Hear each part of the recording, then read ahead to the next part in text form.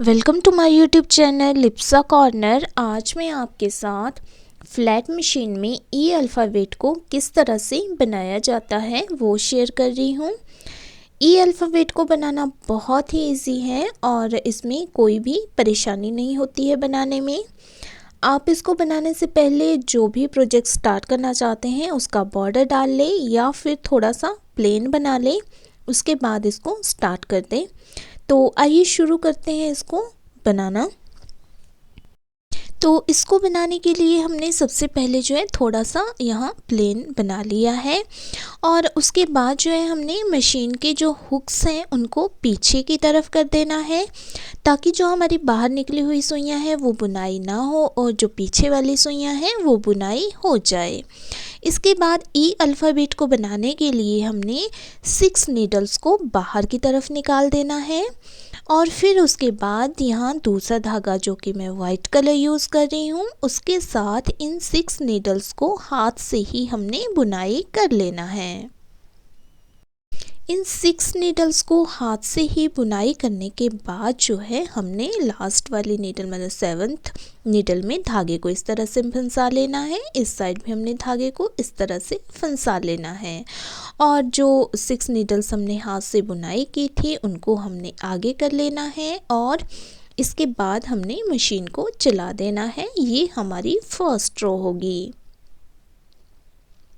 इसके बाद जो है जो 6 नीडल्स हमारी बाहर की तरफ निकली हुई हैं, इन्हीं नीडल्स को हमने फिर से हाथ से इस तरह से बुनाई कर लेना है। इन नीडल्स को हाथ से बुनाई करने के बाद जो है नेक्स्ट वाली नीडल में हमने धागे को फंसा लेना है, लेकिन उससे पहले हमने इन 6 सुइयों को बाहर की तरफ निकाल देना है। उसके बाद हमने मशीन को चला देना है। ये हमारी सेकंड वाली रो होगी। सेकंड रो को बनाने के बाद जो है हमने यहाँ सिर्फ 2 ही नीडल्स को हाथ से बुनाई करना है। अगले वाली नीडल में हमने धागे को ऐसे ही फंसा देना है और जो नेक्स्ट हमारे पास 3 नीडल्स हैं उनको हमने पीछे कर देना है।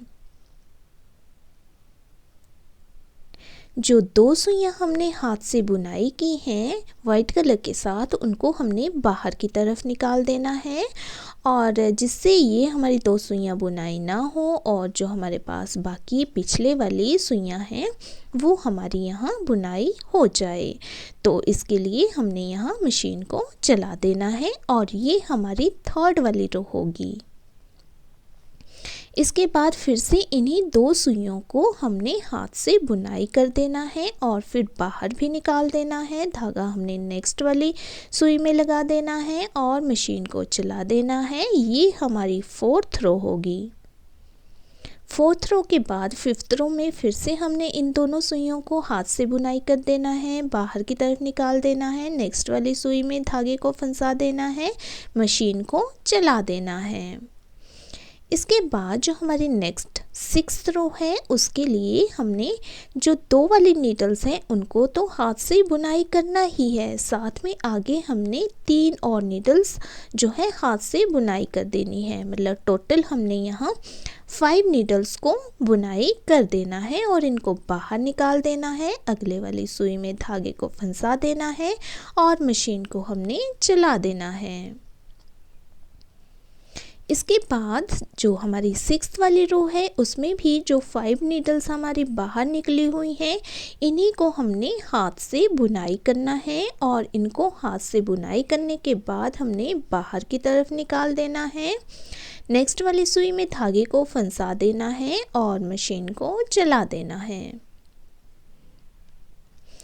इसके बाद जो हमारी 7th रो है उसमें हमने यहाँ 2 ही नीडल्स को हाथ से बुनाई करना है और अगले वाली नीडल में हमने धागे को फंसा देना है। जो नेक्स्ट हमारे पास 2 सुइयां बाहर की तरफ निकली हुई हैं उनको हमने पीछे कर देना है। जो सुइयां हमने बुनाई की है उनको आगे कर देना है और मशीन को चला देना है। इसके बाद जो हमारी 8th रो है उसके लिए हमने इन दोनों सुइयों को हाथ से ही बुनाई कर लेना है और अगले वाली सुई में धागे को फंसा देना है, सुइयों को बाहर निकालना है, मशीन को चला लेना है। इसके बाद जो हमारी 9th रो है उसके लिए इन 2 सुइयों को तो हमने हाथ से बुनाई कर ही लेना है, साथ ही नेक्स्ट जो 4 नीडल्स हैं उनको भी हमने हाथ से बुनाई करना है। मतलब टोटल हमारे पास यहाँ 6 नीडल्स जो हैं वो हाथ से बुनाई की जाएंगी। उसके बाद हमने इनको बाहर की तरफ निकाल लेना है। 7th नीडल में हमने धागे को फंसा देना है और मशीन को चला देना है। इसके बाद जो हमारी 10th रो होगी वो बिल्कुल फर्स्ट रो की तरह होगी। यहाँ हमने 6 नीडल्स को हाथ से ही बुनाई कर लेना है और उसके बाद जो है हमने इन नीडल्स को 6 नीडल्स को बाहर निकाल देना है और 7th नीडल में हमने धागे को फंसा लेना है, मशीन को हमने यहाँ चला देना है। मैं थोड़ा सा यहाँ प्लेन बना लेती हूँ, उसके बाद आपको दिखाती हूँ कि किस तरह से हमारा ये ई अल्फ़ाबेट बनकर तैयार हुआ है।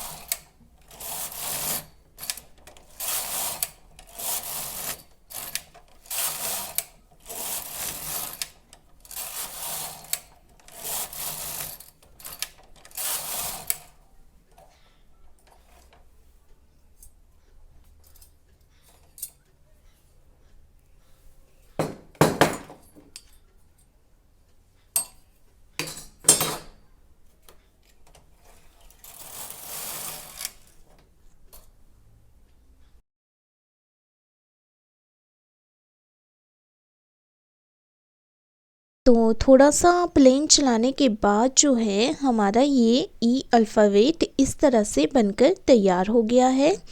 तो आपने देख लिया कि कितना इजी है इसको बनाना और कितनी आसानी से ये बनकर तैयार हो जाता है।